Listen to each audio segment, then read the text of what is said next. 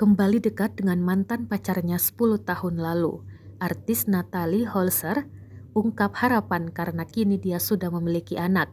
Melihat keseriusan mantan kekasih untuk kembali menerimanya terlepas dari status Natalie sekarang, Natalie berharap putranya tetap menjadi prioritas utama.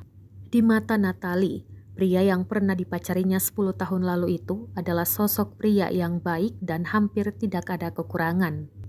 Keseriusan Faris yang diketahui berprofesi sebagai pengacara itu sempat diungkap Natalie dalam vlognya.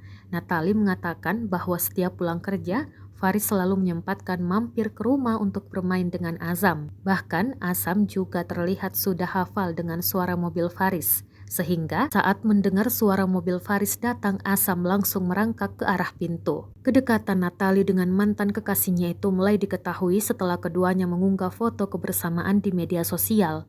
Keduanya kembali dekat setelah Natalie resmi bercerai dari komedian Sule. Natalie pernah berpacaran dengan Faris saat dirinya masih duduk di bangku SMA. Sementara saat itu, Faris sudah kuliah di awal tahun 2010.